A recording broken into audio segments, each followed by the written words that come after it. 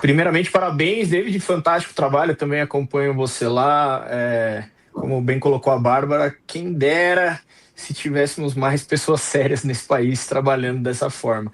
Mas temos esperança e não podemos deixar nas mãos da grande mídia aí. Eu queria perguntar para o David se isso é um caso isolado ou é realmente uma falha estrutural, o David? Olha, eu entrevistei o ex-oficial de ligação junto ao AIS, ou seja, o antecessor do Marcelo Ivo. E o que ele me contou é que isso é uma denúncia gravíssima, tá? Isso precisa ser apurado pelas autoridades.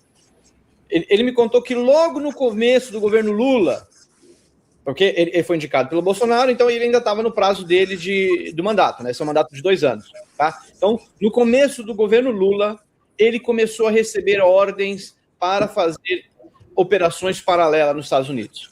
Ele recebia ordens informais.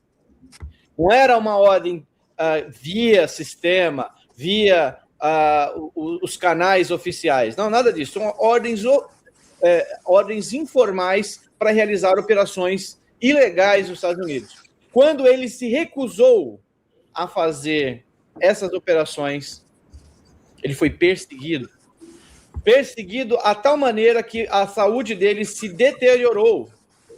E ele acabou sendo exonerado da Polícia Federal por causa desses problemas de saúde, porque eles exigiam que ele voltasse para o Brasil de qualquer maneira, mas ele sabia que ele não poderia voltar.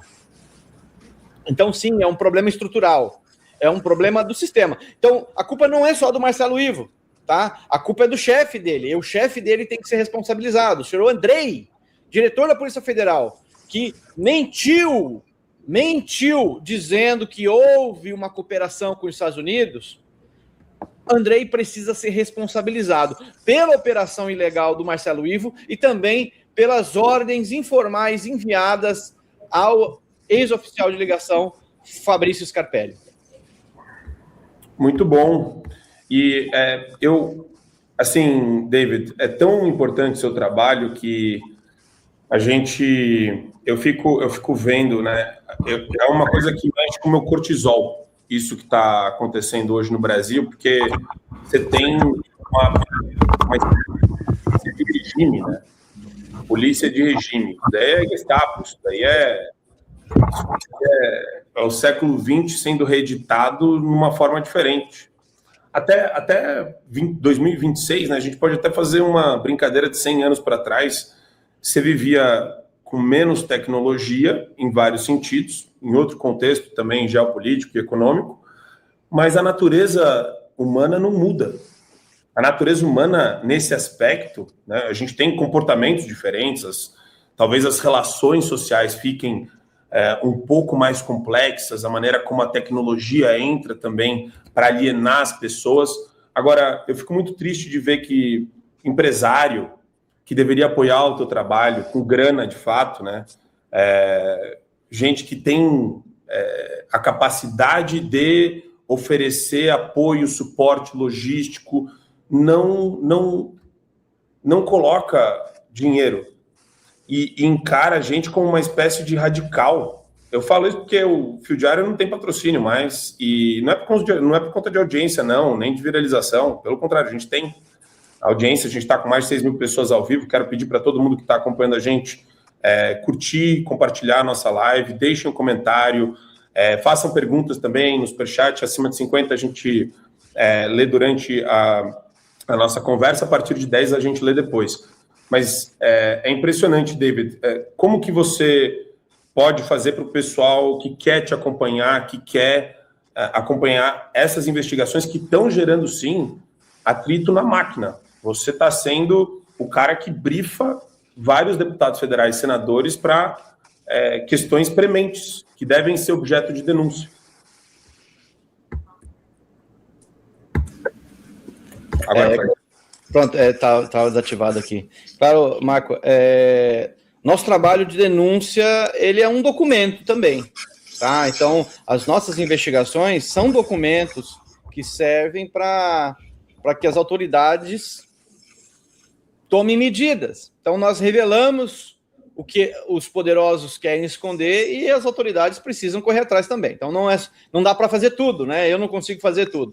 Muitas vezes as pessoas dizem, mas você fez, mas qual que é o resultado? Não deu em nada. Mas o meu trabalho não é o resultado.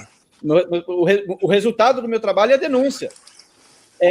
São os fatos virem à tona, não é? Então, nessa série de reportagens aí sobre o Marcelo Ivo, uma delas foi sobre a irmã do Marcelo Ivo, né? Que aproveito para fazer essa inserção, porque já são muitas coisas que vão surgindo, né? Inclusive hoje teremos mais uma reportagem da série. Mas a irmã do Marcelo Ivo, que muitas vezes pessoas também falaram assim, mas por que você está falando da irmã do cara? Deixa ela, peraí.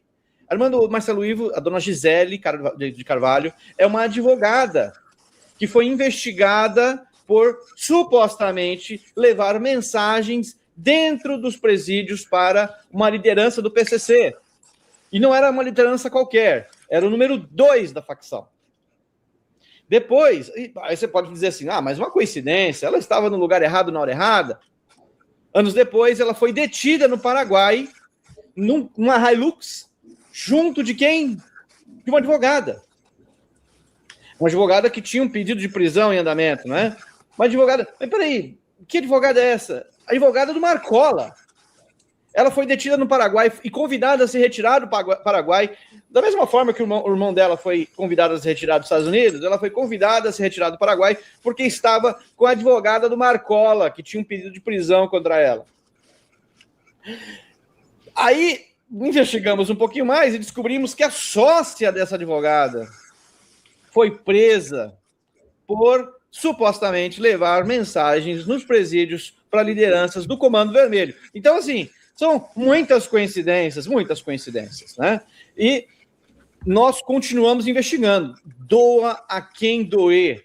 Custe o que custar, nós continuaremos investigando. Então, se você gosta desse trabalho investigativo, se você ama o seu país e gostaria que algo fosse feito, apoie o nosso projeto, A Investigação. Então, ainvestigacão.com, você, com R$15 por mês, apenas R$15 por mês, você financia esse jornalismo investigativo que está morrendo hoje em dia, né? Esse jornalismo investigativo está morrendo. Eu precisei sair do país justamente porque o Brasil hoje é uma juristocracia que persegue jornalistas e quem começa a mexer com os poderosos começa a ter problemas no Brasil, né?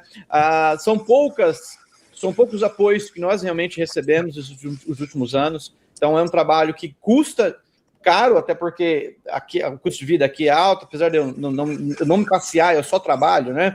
Então, eu não passeio. Os passeios que eu faço é para investigar. Então, eu estive em Miami, investigando o endereço do Marcelo Ivo, entramos dentro lá do edifício e tal, entre outras investigações em loco que estamos fazendo aqui nos Estados Unidos, aproveitando, né? Então, a gente está pegando o limão e fazendo uma deliciosa limonada. Deliciosa limonada, e eu quero beber mais dessa limonada, meu querido David.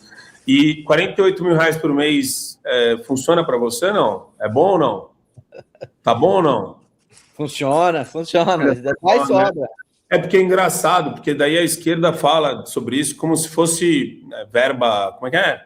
Verbas para ajudar ali uma coisinha, uma coisinha ali, uma coisinha aqui, só que esse é o dinheiro que faz toda a diferença, principalmente se você quiser. Imagina com R$48 mil, David, o que você pode fazer até de contratar outros profissionais e aumentar o escopo das investigações e ir atrás e ter dinheiro para viajar de avião, né?